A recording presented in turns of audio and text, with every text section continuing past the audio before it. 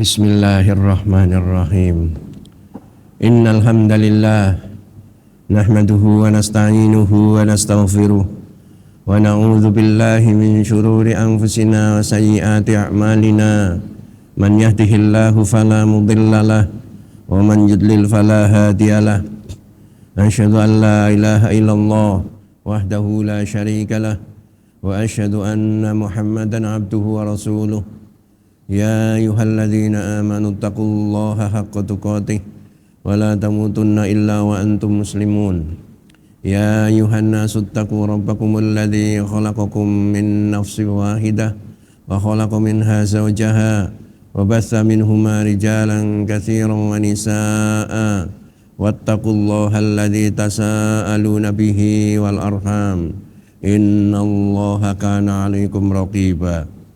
Ya ayyuhalladzina amanu taqullaha wa qulu qawlan sadida yuslih lakum a'malakum wa yaghfir lakum dhunubakum wa man yuti'illaha wa rasulahu faqad faza fawzan 'azima. Amma ba'du, fa inna asdaqal hadithi kitabullah wa khairal hadyi hadyu Muhammadin sallallahu alaihi wasallam wa syarral umuri muhdatsatuha wa kullu muhdatsatin fid dini bid'atun wa kullu bid'atin dhalalatun wa kullu dhalalatin finnar. Ma'asyiral muslimin wal muslimat wal ikhwan wal akhwat, para pemirsa dan pendengar suara Al-Furqan TV dimanapun Anda berada, kita akan melanjutkan kembali kajian. Kita membacakan kitab Ad-Durusul Muhimmah Linisa'il Ummah. Kita memohon kepada Allah Subhanahu wa taala taufiknya untuk mendapatkan kemudahan dan juga tambahan ilmu serta pemahaman akan sunnah-sunnah dan ajaran Rasulullah Shallallahu Alaihi Wasallam yang benar ini. Para pemirsa yang berbahagia, pada pertemuan yang lalu telah disampaikan tentang sebagian di antara sifat sholat, yakni mengenai ruku, i'tidal dan juga sujud, di mana intinya di antara tiap gerakan itu adalah rukun. Ruku ini rukun, i'tidal juga, sujud juga demikian. Dan kesemuanya harus dilaksanakan dengan tumakninah, dengan tenang, tidak terburu-buru, tidak tergesa-gesa. Tenang sejenak, sesaat untuk membaca zikir-zikir dan doa, baik ketika ruku, i'tidal maupun sujud. Kemudian juga duduk di antara dua sujud, di mana duduk di antara dua sujud ini juga dijelaskan dalam sifat sholat Nabi. Dan tentang sujud ini, di samping wajibnya tumakninah, maka ada zikir-zikir yang bisa dibaca saat sujud, dan ini telah lewat penjelasannya. Di antaranya subhana rabbiyal a'la 3 kali, atau ditambah subhana rabbiyal a'la wa bihamdihi 3 kali sunnahnya, atau zikir-zikir yang lain seperti subuhun qudus rabbul malaikati warruh 1 kali, subhanakallahumma rabbana wa bihamdika allahumma firli 1 kali. Akan tetapi lebih dari 1 kali juga tidak mengapa, karena adanya yaitu kesunahan, di mana Rasulullah SAW bersabda, aqrabu ma yakunul abdu mir rabbihi wa huwa sajidun fa'aktsirud du'a. Keadaan hamba yang paling dekat dengan Tuhannya ialah sewaktu sujud, karena itu perbanyaklah doa. Memperbanyak doa atau zikir dalam sujud itu dengan mengulang-ulang atau dengan mencampur zikir-zikir yang sudah ada, atau mungkin bergantian, suatu saat pakai zikir ini, di waktu yang lain pakai zikir yang lain. Ini adalah termasuk menghidupkan sunnah yang lebih sempurna. Dalam sujud dilarang membaca Al-Quran, ya, karena adanya larangan dari Rasulullah Sallallahu Alaihi Wasallam supaya bersungguh-sungguh ketika sujud memperbanyak doa, dan ini merupakan rukun. Kemudian larangan membaca Al-Quran ketika sujud, sebagaimana ketika rukuk juga demikian. Memperlama sujud sehingga jangan sampai kemudian berdirinya sudah lama, bacaannya panjang, sujudnya pendek, rukuknya pendek. Kenapa? Karena Rasulullah Shallallahu Alaihi Wasallam beliau seimbang, ya, antara berdiri, rukuk, sujud, ya, di antara gerakan-gerakan sholat. Berdirinya lama, maka rukuk dan sujudnya juga lebih lama. Berdirinya sebentar, suratannya pendek, maka rukuk dan sujudnya juga tidak begitu lama, disesuaikan. Dan sujud atau sholat boleh di atas lantai, boleh di atas tikar. Di atas lantai kalau umpamanya lantainya bersih, rumah kita di semen atau di tegel atau di keramik bersih, ya, silahkan, boleh, yaitu sujud di atas lantai tanpa alas. Boleh juga dengan alas, yaitu tikar. Rumah kita atau di masjid mungkin lantainya kotor, ya, dikasih tikar. Biasanya di desa-desa zaman dulu, di musola, langgar, surau begitu, ya, karena masjidnya dari tanah atau dari papan atau dari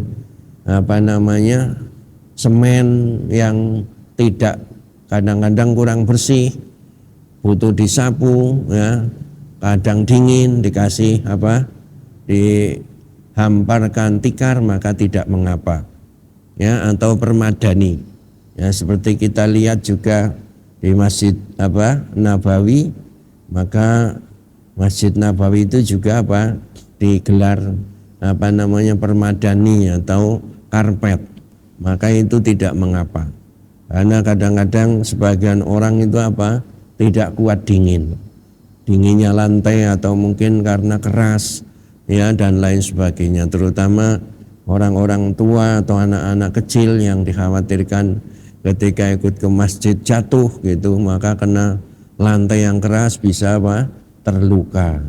Naam. Kemudian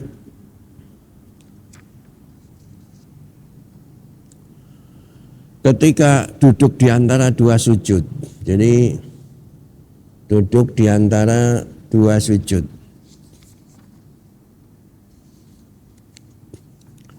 ini juga termasuk bagian dari sholat, ya, duduk di antara dua sujud. Maka duduk di antara dua sujud ini duduknya iftiras, dengan menghamparkan kaki kiri diletakkan telapak kakinya, perut telapak kaki ke atas diduduki. Adapun kaki kanan telapaknya ditegakkan dengan jari-jari menghadap kiblat. Maka itulah sunnah duduk iftiras ketika di antara dua sujud. Dan kadang-kadang Rasulullah Shallallahu Alaihi Wasallam melakukan duduk iqa. Duduk iqa itu adalah duduk dengan, yaitu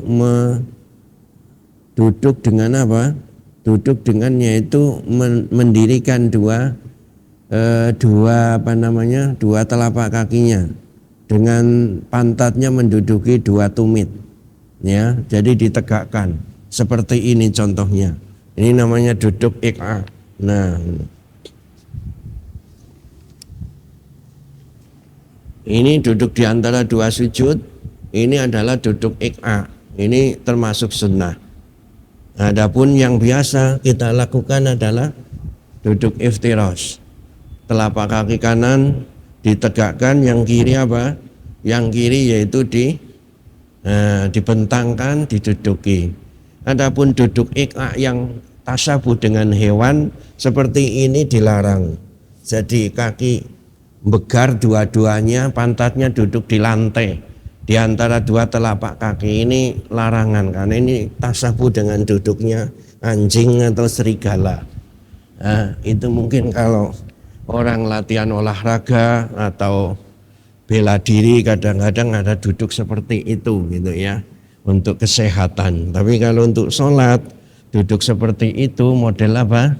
Duduknya iqa-nya anjing atau serigala dilarang. Ya, yaitu dengan membentangkan telapak kaki kanan dan kiri, duduknya pantatnya di tengah antara dua telapak kaki, nempel ke lantai. Adapun yang disunahkan itu ini.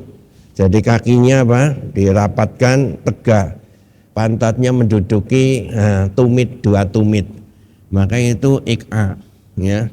Berdasarkan hadisnya Imam Muslim, Abu Awanah, Abu Syekh, ya. Jadi karena Rasulullah ahyanan yaq'i yantasibu ala qibaihi wa suduri qadamaihi. Adalah Rasulullah SAW kadang-kadang duduk iqa dengan menancapkan, memasang, memberdirikan, ya, menegakkan dua telapak kakinya dan menduduki tumitnya, kedua tumitnya. Ini duduk iqa di antara dua sujud. Tetapi duduk iqa ini tidak dipraktekkan ketika tasyahud, baik awal maupun akhir. Ya. Dan ketika duduk di antara dua sujud wajib tumakninah. Karena tumakninah ini termasuk rukun di antara rukun-rukun sholat. Nah, jadi karena sallallahu alaihi wasallam yatma'inu hatta yarji'a kullu azbin ila maudhi'ihi. Bagaimana kriteria atau kaidah tumakninah itu? Kaidah kriteria tumakninah adalah sebagaimana dalam hadisnya Abu Dawud, Baihaqi dengan sanad sahih, adalah Rasulullah SAW beliau yaitu bersikap tenang, tumakninah, sampai kembali setiap tulang ke tempatnya. Jadi kalau dia berdiri sampai kembali tulang ke tempatnya. Rukuk juga begitu, sujud artinya diam sejenak, tulang belulang itu kembali. Maka itulah yang disebut tumakninah. Wala yatimu sholatu ahadikum hatta yaf'ala dzalik. Dalam hadis yang lain Nabi menyatakan sholat salah seorang di antara kalian tidak sempurna kecuali dengan melakukan hal itu. Hadis riwayat Abu Dawud, Imam Hakim, dan disahihkan oleh Imam Hakim, disepakati oleh Az-Zahabi. Nah, bagaimana zikirnya? Barangkali dulu atau kemarin terlewatkan, tetapi di sini mu'alif tidak menjelaskannya. Pembahasan duduk di antara dua sujud, zikir-zikirnya.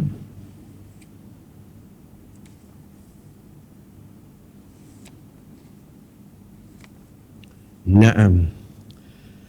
Kita tambahkan zikir-zikir di antara dua sujud. Ambilkan dari sifat sholat Nabi oleh Syekh Albani rahimahullah, halaman 133. Al-adhkaru baina sajdatain. Zikir-zikir di antara dua sujud. Ini lebih sedikit daripada zikirnya rukuk maupun sujud. Adapun zikir duduk di antara dua sujud apa? Yang pertama, Allahumma gfirli warhamni wajburni warfa'ni wahdini wa'afini warzuqni. Riwayat Imam Abu Dawud, Tirmidzi, Ibnu Majah, Al-Hakim, dan disahihkan, disepakati oleh Az-Zahabi. Kadang-kadang kita membaca berbeda-beda dalam kitab sholat, fikih. Mudah-mudahan tidak mengapa, karena doa itu baik dan ya bisa jadi riwayatnya memang berbeda-beda. Ya, kadang kita hanya menghafal ketika diajari di SD, SMP, Allahumma firli warhamni wajburni wahdini warzuqni. Kadang-kadang seperti itu. Ya. Nah, di sini memang Allahumma firli kadang-kadang dengan lafaz Rabbi firli, warhamni, wajburni, dalam riwayat lain warfa'ni, Dalam riwayat lain wahdini wa'afini warzuqni. Apa artinya? Ya Allah, ampunilah aku, rahmatilah aku, ya, wajburni, tambahlah aku. Ya, maknanya apa? Tambahlah di sini bisa jadi yaitu ketika mengalami kekurangan, ya, maka ditambahkan, ditambal rizkinya. Mengalami kesedihan, dia apa? Dihilangkan kesedihan. Warfa'ni, angkatlah aku, ya, diangkat ke derajat yang mulia. Wahdini, tunjukilah aku. Wa'afini, dan berilah kesehatan kepadaku. Warzuqni, dan berilah aku rizki. Kadang-kadang pendek saja, Robbi firli, Robbi firli. Ini riwayat Ibnu Majah dengan sanad yang hasan. Ini yang dipilih oleh Imam Ahmad. Dan doa ini memang pendek, mudah dihafal. Jadi kalau kita, ya, tidak hafal doa di antara dua sujud karena panjang, sudah cukup pendek, yaitu mengulang Robbi firli 2 kali. Wa kana yaquluhu ma fi sholatil lail. Rasulullah juga berdoa dengan doa ini ketika sholat malam. Kalau dikatakan lo pendek berarti apa? Nanti sujudnya panjang, duduknya pendek. Ya, ini pertama, antara sujud dan duduk memang mu'tadil, apa? Seimbang begitu. Maka tidak mengapa ketika sujudnya lama, doa Robbi firli itu diulang-ulang gitu ya. Naam. Kemudian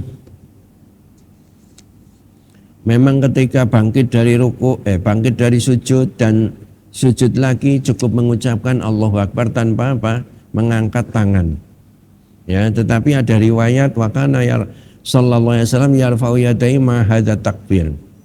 Jadi ketika setelah duduk di antara dua sujud mau sujud lagi ada riwayat mengangkat tangan. Ya, ini riwayat Abu Awanah, Abu Dawud dengan 2 sanad, ya, yang sahih. Oleh karena itulah maka kita tidak boleh mengingkari apabila ada orang, ada ikhwan atau akhwat yang mengamalkannya. Ya, ketika bangkit dari sujud atau mau sujud lagi apa? Mengangkat 2 tangan. Tetapi dalam hadis yang lain yang memang masyhur atau yang diriwayatkan oleh Imam Bukhari, takbir-takbirnya itu terbatas, ya, tidak disebutkan ketika yaitu bangkit dari sujud atau mau sujud kedua. Kemudian duduk istirahat ketika mau bangkit ke rakaat berikutnya, rakaat kedua atau ke rakaat ke-4 dalam sholat yang 2 rakaat, ya, 3 rakaat maupun 4. Maka duduk istirahat sebagian ulama berpendapat sunnah, sebagian yang lain itu mubah gitu. Artinya boleh duduk istirahat atau langsung. Nah, sebagaimana itu juga dilakukan oleh Nabi Shallallahu Alaihi Wasallam.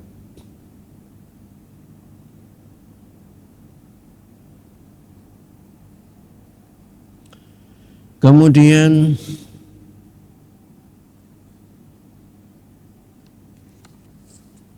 di antara sifat sholat Nabi berikutnya dijelaskan oleh musonif di sini adalah at-tasyahudul awsat wa tasyahudul akhir.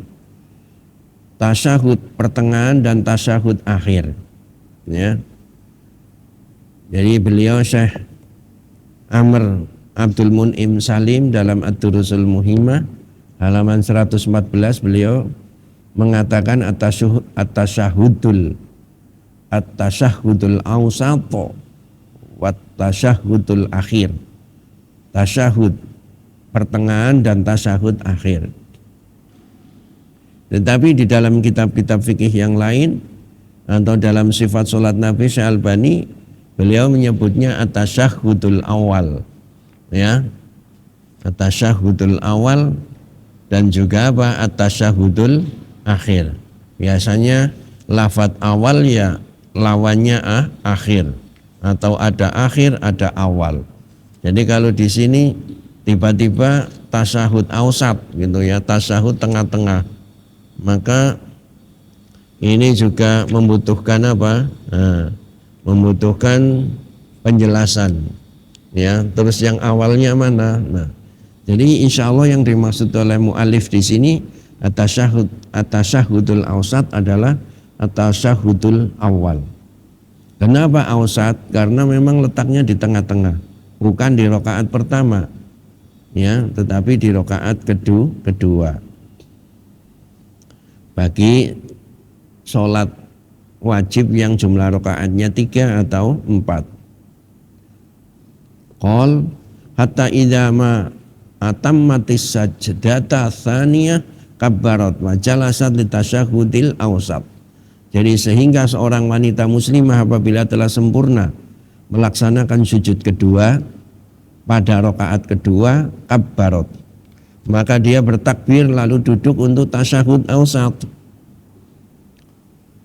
Wa taftarisu fakhidahal yusra wa tamuddul yumna, maka dia membentangkan ya pahanya yang kiri dan menegakkan kaki kanannya. Wa tadau kaffaha al yumna ala fakhidhiha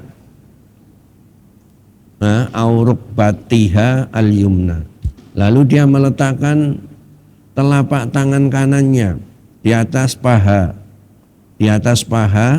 atau lutut yang kanan dan lutut yang kanan. Wa kadzalika tadau kaffaha al yusra ala fakhidhiha rukbatihal yusra, lalu dia apa? Meletakkan tangan kirinya, telapak tangan kirinya di atas paha kirinya, ya, dan juga lututnya. Takbitu asabi'a kaffiha, lalu dia menggenggam jari-jari telapak tangan kanan semuanya, digenggam semuanya. Wa tusyiru bi usbu'i allati talil ibham ilal qiblah, mengisyaratkan dengan jari yang mengiringi ibham, jempol atau ibu jari. Jadi jari yang mengiringi ibu jari apa? Jari telunjuk. Diisyaratkan yaitu menghadap kiblat, ke arah kiblat. Ya, kiblat kan di sana gitu ya, bukan ke bawah gitu ya, ke lantai atau ke atas, tapi ke arah kiblat, ke depan gitu. Wa tashhadu wa tatashahhadu wa tasyahhadu bitasyahudil maksur, lalu mengucapkan tasyahud yaitu maksur yang ada asarnya. Jadi prakteknya bagaimana? Prakteknya seperti ini. Ketika sudah bangkit dari rakaat kedua, duduk tasyahud, maka tangan kanan diletakkan di paha kanan atau lutut, tangan kiri diletakkan di paha kiri atau lutut, kemudian tangan kanan menggenggam semuanya, kemudian mengisyaratkan ke arah kiblat, ya, ke arah kiblat, kemudian membaca tasyahud. Nah, begitu. Syekh bin Baz menyebutkan, ya, atau dalam kitab fikih disebutkan bahwa boleh juga dengan melingkarkan jari tengah dengan jempol atau ibu jari, kemudian mengisyaratkan ke arah kiblat, ya, yaitu ketika tasyahud. Dan sunnah juga menggerak-gerakkan gitu ya, nanti ada hadisnya, menggerak-gerakkan ketika membaca tasyahud. Nah, jadi demikian. Pandangannya kemana? Termasuk sunnah nanti pandangannya ke arah jari, pandangan mata ke arah jari kita. Itu ketika tasyahud. Lantas apa doa yang dibaca ketika tasyahud? Tasyahud awal atau tasyahud al-awsat. Doanya adalah at-tahiyyatu lillah was-shalawatu wat-thayyibat. Assalamu alayka ayyuhan nabiyyu wa rahmatullahi wa barakatuh. Assalamu alayna wa ala ibadillahi sholihin. Asyhadu an la ilaha illallah wahdahu la syarikalah wa asyhadu anna Muhammadan abduhu wa rasuluh. Yang artinya penghormatannya adalah milik Allah. Sholawat dan juga kebajikan itu milik Allah. Semoga keselamatan dan rahmat Allah serta barokahnya dilimpahkan kepada Anda wahai Nabi Keselamatan juga semoga dilimpahkan kepada kami dan kepada hamba-hamba Allah yang soleh. Aku bersaksi bahwa tidak ada Tuhan yang berhak disembah dengan benar kecuali hanya Allah saja, tidak ada sekutu baginya. Dan aku bersaksi bahwa Nabi Muhammad Sallallahu Alaihi Wasallam adalah hamba dan utusannya. Jadi itu adalah doa apa? Tahiyat yang dibaca ketika tasyahud awal atau tasyahud awsat. Suma idza jalasat li tasyahudil akhir bi raqatil akhirah zadat fihi. Kemudian wanita muslimah apabila duduk tasyahud akhir pada rakaat akhir. Rakaat akhir ini bisa rakaat ketiga kalau salat maghrib tasyahud akhir, atau rakaat keempat pada apa? Salat zuhur, asar dan isya. Maka ditambah Allahumma sholli ala Muhammad wa ala ali Muhammad kama shallaita ala Ibrahim wa ali Ibrahim innaka Hamidum Majid wa barik ala Muhammad wa ala ali Muhammad kama barakta ala Ibrahim wa ali Ibrahim innaka Hamidum Majid.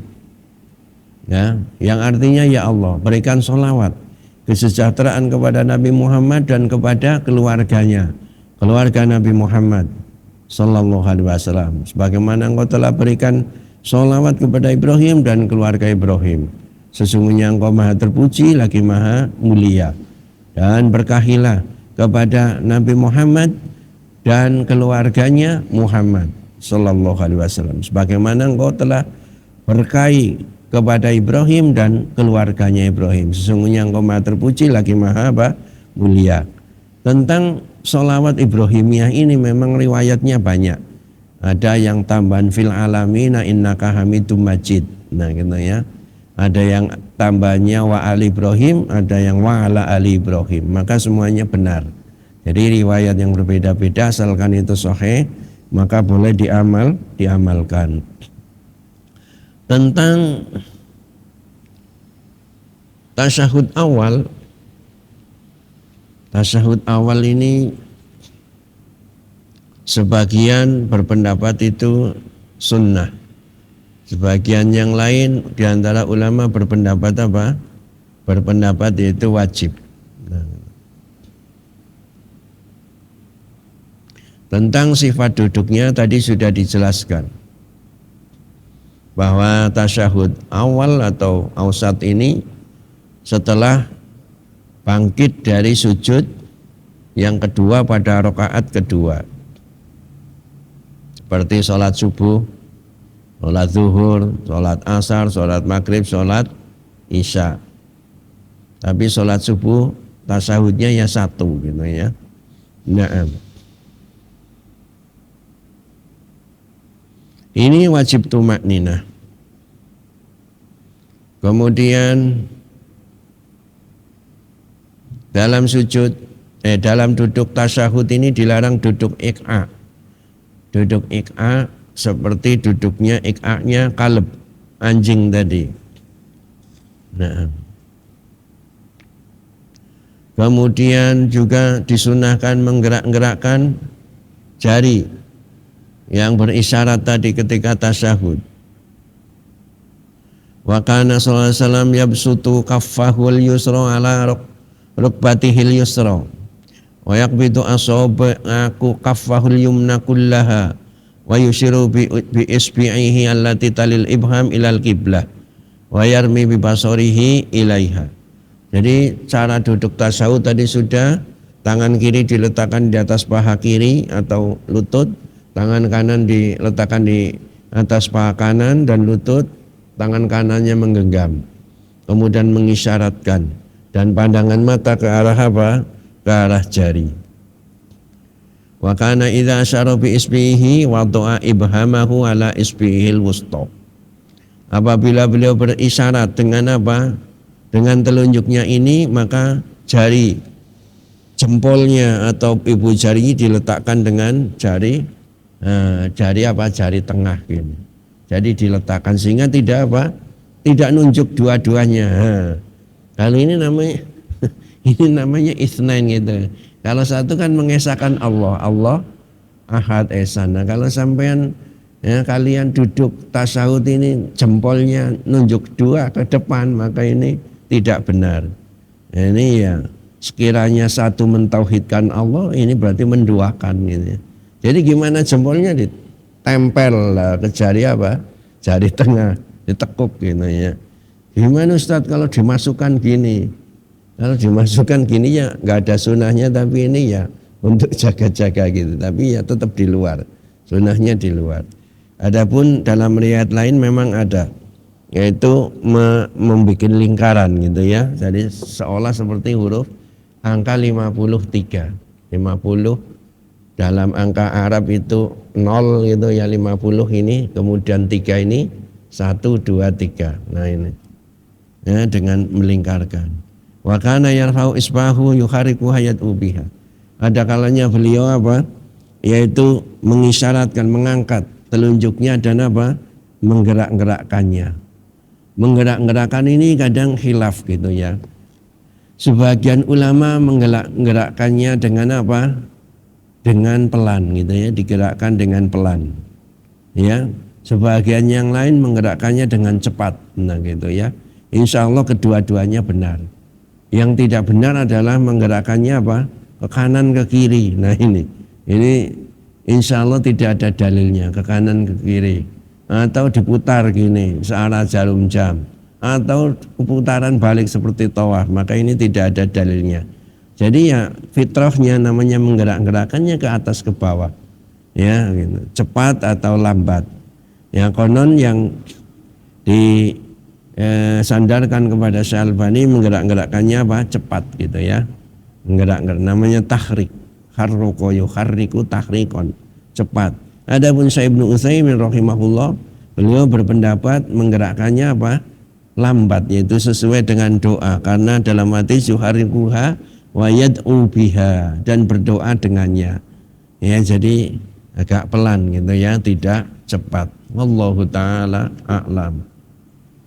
Dan isyarat tunjuk jari ini kata Nabi lahiyasyadu ala syaiton minal hadid, yaitu jari telunjuk yang digerakkan atau diisyaratkan dalam duduk itu lebih keras bagi setan ketimbang besi, ya, yaitu jari telunjuk ini, karena itu membikin takut setan. Nah, ini ya. Makanya sampean ketika sholat jangan apa males, suruh isyarat aja malah menunjuk ke bawah ke lantai, maka ya matanya membuka, jangan terpejam kalau sholat, apalagi tidur. Isyaratkan ya yang sungguh-sungguh. Naam. Kemudian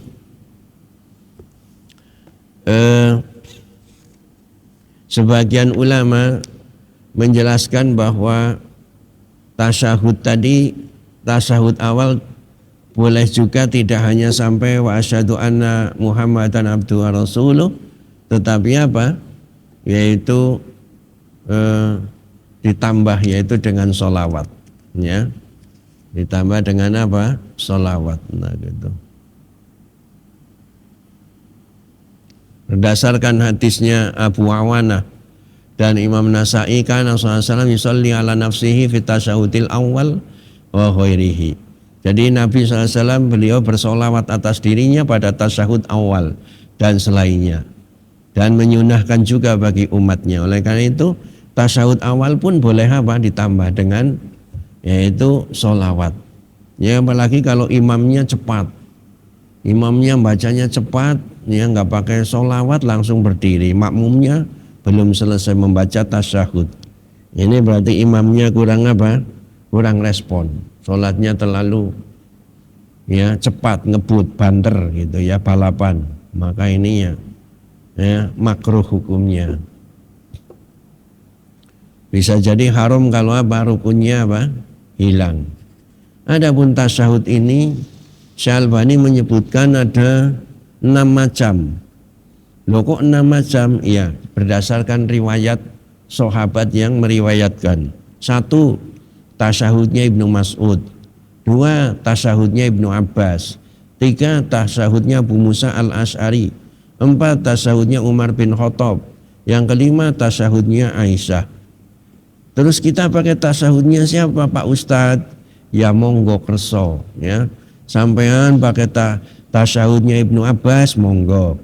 Tasahudnya Ibnu Mas'ud monggo. Yang penting apa? Riwayatnya sahih. Dan tasahud yang biasa kita baca itu tasahudnya siapa Pak Ustadz? Yaitu tasahudnya Ibnu Mas'ud ya. Yaitu apa? At-tahiyatu lillah wa sholawatu wa thayyibat Assalamualaikum ya Nabi wa rahmatullah sampai akhir tadi. Nah begitu.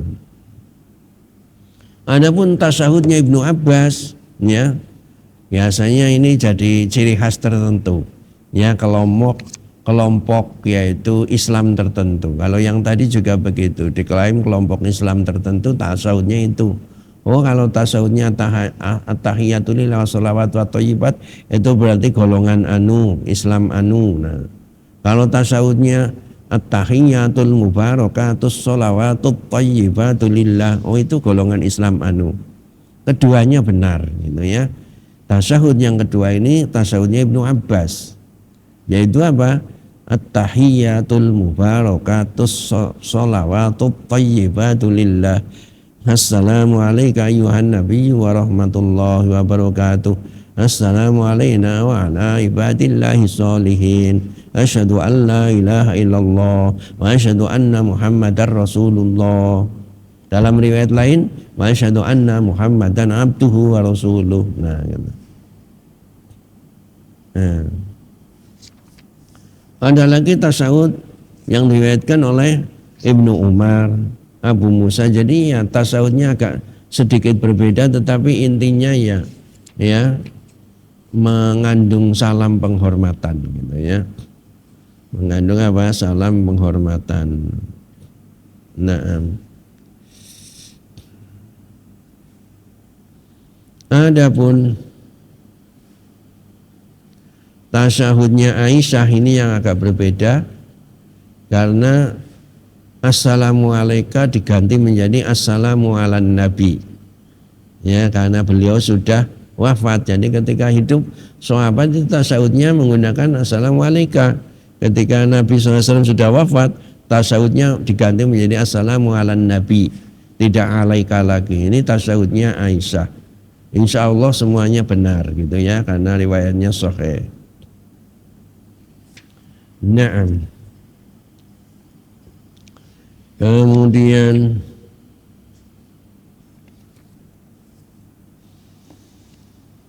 kita ringkas saja supaya cepat. At-taslimu wa ma yud'a bihi qablahu. Jadi di sini setelah selesai tasyahud akhir ya, yaitu pada rakaat ketiga sholat maghrib, rakaat keempat sholat zuhur, asar dan isya. Yusannu laha qabla an tusallima an tad'u'a bid-du'ail ma'tsur. Maka bagi wanita muslimah disunahkan sebelum salam ya untuk berdoa dengan doa yang ma'tsur. Doa yang ma'tsur artinya doa yang ada riwayat dalilnya sahih dari Nabi. Apa itu doanya? Allahumma inni a'udzubika min adzabil qabri wa a'udzubika min fitnatil masihid dajjal wa a'udzubika min fitnatil mahya wal mamati. Allahumma inni a'udzubika minal ma'tsami wal maghrami. Ya Allah, sesungguhnya aku berlindung kepadamu dari siksa kubur, dan aku berlindung kepadamu dari fitnahnya Masih ad-Dajjal. Aku berlindung kepadamu dari fitnah kehidupan dan kematian. Ya Allah, sungguhnya aku berlindung diri kepadamu dari dosa dan lilitan hutang atau kerugian. Ya, al-maghram bisa bermakna al-khosarah, kerugian, kerusakan, kehilangan. Naam. Summa tusallimu taslimatain assalamualaikum warahmatullah al-ula anil yamin wasaniya anil yasar tatahallalu bihima minas sholah. Lalu dia mengucapkan salam, yaitu dengan lafaz assalamualaikum warahmatullah. Yang pertama ke arah kanan, menengok ke arah kanan. Adapun yang kedua menengok ke arah kiri, assalamualaikum warahmatullah. Dengan begitu telah terbebas atau lepas ya wanita muslimah dari apa? dari ibadah sholatnya, dari gerakan sholatnya, maka sudah halal. Halal untuk apa? Untuk makan, minum, atau ngomong, bercakap-cakap. Tetapi setelah salam, apakah kita langsung ngomong, minum, makan, bercakap-cakap? Silahkan kalau memang doruri atau sampean haus atau lapar atau butuh ngomong karena apa? Nah, tiba-tiba sholat ingat kompornya masih nyala. Begitu salam tolong matikan kompor. Nah gitu ya. Ketika sholat itu kalian apa? Tiba-tiba hujan. Jemuran belum dientas, belum diangkat. Sampean sholat begitu salam ngongkon anaknya. Tolong jemurannya apa? Diambil, hujan. Nah tidak apa-apa. Tapi kalau dalam kondisi biasa ya ngamalkan sunnah dulu. Istighfar 3 kali dan seterusnya. Sholawat di sini juga kepada Nabi ini wujub gitu ya. Syalbani menyebutkan yaitu wujub, wajib. Kemudian sebelum salam sebagian ulama mengatakan disunahkan berdoa. Ya, Syalbani menyebutkan wajibnya berdoa dari 4 hal sebelum salam. Apa itu? Nah itu ya, 4 hal tadi ya. Allahumma inni a'udzubika min adzabi jahannam wa min adzabil qabri wa min fitnatil mahya wal mamat wa min syarri fitnatil masihi dajjal. Ini yang terkenal. Ini agak sedikit berbeda dengan yang ditulis di buku ini ya. Tapi yang umum di kitab-kitab fikih memang begitu. Ya, jadi ini apa namanya? Rasulullah biasa melakukannya. Bahkan mengajari sahabatnya ya doa itu, sehingga apa dikatakan sebagian ulama ini mengatakan wajib berlindung diri kepada 4 hal. Memang kalau kita lihat itu perkara-perkara yang penting ya, memohon perlindungan kepada Allah dari 4 hal. 1, dari siksa jahanam, karena jahanam, neraka jahanam itu siksanya apa? Keras gitu ya. Oleh karena itulah maka doa sapu jagat, doa yang dibaca ketika orang tawaf antara rukun Yamani dan Hajar Aswad apa? Rabbana atina fid dunya hasanah wa fil akhirati hasanah wa qina adzabannar. Memohon pertolongan kepada Allah, dilindungi dari apa? Siksaan api neraka. Yang kedua dari azab kubur. Ini juga begitu. Alam barzah ada azab kubur. Mohon kepada Allah jauhkan, dilindungi. Oleh karena itulah maka hendaknya kita juga harus melindungi agama Allah, menolong agama Allah, supaya seorang muslim, muslimah, mukmin, mukminah dijauhkan dari apa? Siksa kubur. Dia mau ya mempelajari Islam, mempelajari tauhid. Karena kalau tidak, bagaimana pertanyaan malaikat mungkar nakir di kuburan? Man rabbuka, man nabiyuka, ma dinuka, tidak bisa menjawab. Ya, karena di dunia nggak pernah tahu siapa Tuhannya, ma'rifatullah, tidak tahu siapa nabinya, ma'rifatun nabi, tidak tahu yaitu kewajiban-kewajiban agama, nggak pernah sholat 5 waktu, nggak puasa Ramadan, nggak mau zakat, nggak apalagi berangkat haji, ya hartanya apa? Muspro, sia-sia, dipakai untuk foya-foya, hura-hura, tidak menunaikan kewajiban-kewajiban Allah. Maka ini ciloko, celaka ya. Yang ketiga dari fitnah kehidupan dan kematian. Karena hidup itu fitnah, kebaikan fitnah, keburukan juga fitnah. Fitnah itu ujian, bahasa Arab, bukan fitnah bahasa kita. Kamu lah suka mitnah loh. Fitnah dalam bahasa kita Indonesia apa? Tuduhan tanpa bukti. Nah ini ya. Fitnah lebih kejam daripada pembunuhan. Ini tuduhan tanpa bukti. Ini fitnah kita gitu ya memaknai. Ya, tapi kalau itu bahasa Arabnya bukan fitnah, buhtan gitu ya. Jadi ucapan bohong, artinya menuduh orang tanpa bukti itu buhtan. Adapun fitnah ya ujian, diuji. Sampean sekolah ujian, nah itu fitnah. Sampean hidup di dunia ujian, nah itu fitnah gitu ya. Makanya harta dan anak juga apa? Fitnah. Ya. Apa kata Allah? Innama amwalukum wa auladukum fitnah. Sesungguhnya hartamu dan anakmu juga fitnah ujian. Sampean sedaya diparingi harta, dunya brono, apakah dimanfaatkan dengan sebaik-baiknya atau lalai digunakan untuk foya-foya, untuk hura-hura, ya, untuk hal-hal maksiat, maka wal iyadzubillah.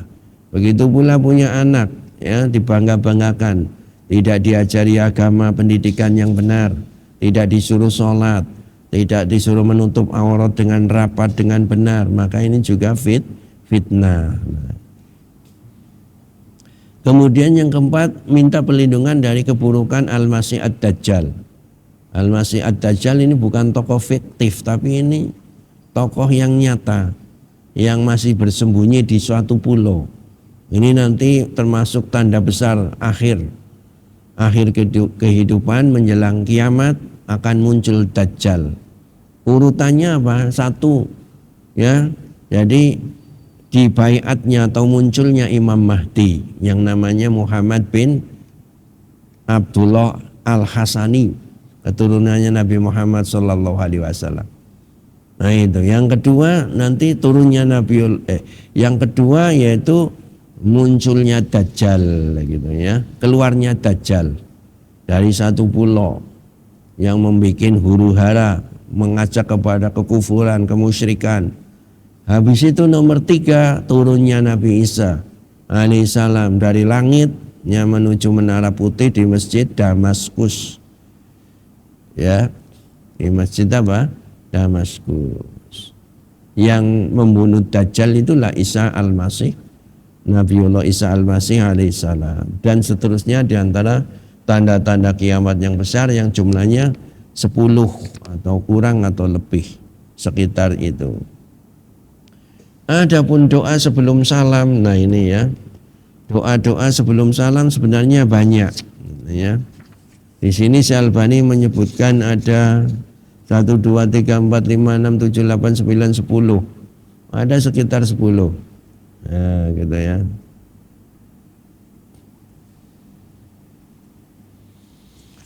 Yang pertama, Allahumma inni a'udzubika min adzabil qabri wa a'udzubika min fitnatil masih wad dajjal, yang tadi, ya. Yang kedua, Allahumma inni a'udzubika min syarri ma alimtu amiltu wa min syarri ma lam a'mal ba'du. Atau Allahumma hasibni hisaban yasira. Nah itu ya. Allahumma hasibni hisaban yasira. Ini juga doa sebelum salam. Bagus gitu ya.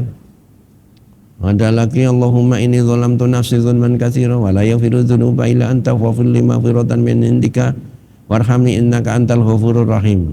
Ini doa yang diajarkan Nabi kepada Abu Bakar. Di mana mu'alif tadi di kitab Ad-Durusul Muhimah ini meletakkannya dalam sujud. Ya, tetapi insya Allah yang lebih pas ini diletakkan sebelum salam, antara tasyahud dan salam. Adapun doa-doa yang lain silahkan, yang ada dalilnya dari sunnah. Yang terakhir di sini disebutkan oleh Syalbani yang ke-10, doanya sebelum salam apa? Allahumma firli ma qaddamtu wa ma akhartu wa ma asrartu wa ma a'lantu wa ma asraftu wa ma anta alamu bihi minni antal muqaddimu wa antal muakhiru la ilaha illa anta. Nah ini doa yang dibaca apa? Sebelum salam. Adapun salam ini juga macam-macam. Kadang Nabi salamnya 2 kali, kadang 1 kali. Adapun 0 kali tidak gitu. Kalau 0 kali berarti masih sholat, belum salam. Salam itu apa? Miftahus sholah at-tuhur wa tahrimuhu at-takbir wa tahliluhu at-taslim. Kalau enggak salam berarti masih sholat gitu ya. Harus salam minimal 1 kali, maksimal 2 kali, 3 kali bid'ah gitu ya, enggak ada salam setelah sholat 3 kali. Nah, jadi Rasulullah salam ke kanan, assalamualaikum warahmatullah, ya, sampai terlihat putihnya pipinya. Jadi salam bukan hanya ke kanan sedikit, tapi nengok pipinya kanan kelihatan oleh makmum. Nah gitu ya. Jadi kalau mungkin 90 derajat ya, kita ke depan nengok ke kanan, 90 derajat. 180 derajatnya nggak bisa, kecuali burung hantu gitu ya, Burung hantu mungkin nengoknya bisa lebih dari 90 derajat ini. Ke kiri juga begitu, ya 90 derajat kira-kira. Assalamualaikum warahmatullahi sampai kelihatan putihnya pipi beliau yang sebelah kiri. Kadang-kadang salam pertama yaitu ditambah wabarakatuh, ya. Ini riwayatnya Abu Dawud, Ibnu Huzaimah dengan sanad sahih. Ya, ini sebutkan oleh Syekh Albani, ya. Jadi termasuk sunnah ke kanan juga ditambah ya wabarakatuh. Kemudian yang ke kiri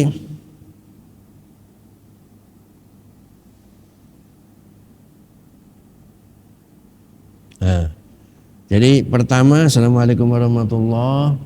Assalamualaikum warahmatullahi. Yang kedua Assalamualaikum warahmatullahi wabarakatuh. Assalamualaikum warahmatullahi. Enggak pakai wabarakatuh. Ini yang kedua. Yang ketiga ke kanan Assalamualaikum warahmatullahi, ke kiri Assalamualaikum. Nah gitu ya. Jadi ini ada tiga macam salam. Yang sampai Assalamualaikum saja ke kiri ini riwayat An-Nasa'i, Ahmad, ya, dengan sanad yang sahih. Yang keempat beliau hanya salam satu kali, Assalamualaikum, nah gitu ya. Wajahnya hanya menengok sedikit. Jadi kenapa kok banyak? Malah bingung ya, enggak sampean mana yang ringan yang nyaman itulah monggo boleh. Semuanya empat-empatnya apa? Sahih atau bisa diamalkan. Sholat jenazah gimana Pak Ustadz? Kalau di tempat kita taslimnya 2 kali. Assalamualaikum warahmatullahi. Assalamualaikum warahmatullahi. Kalau di Mekah Madinah salamnya 1 kali. Assalamualaikum warahmatullahi gitu ya. Nah gitu ya. Wallahu ta'ala a'lam. Jadi baik yang 1 kali, 2 kali insya Allah betul gitu.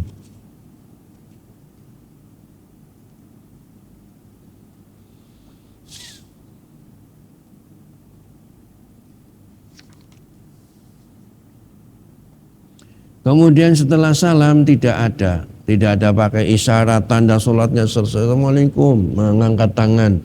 Ini enggak ada isyaratnya, nambah-nambah bid'ah gitu ya. Jadi itu. Ya begitu pula tidak ada mengusap apa? Mengusap wajah. Ya dalam riwayat-riwayat tidak. Jadi sudah pakai kata-kata saja, tidak ada isyarat pakai tangan, tidak ada mengusap wajah. Nah gitu. Naam.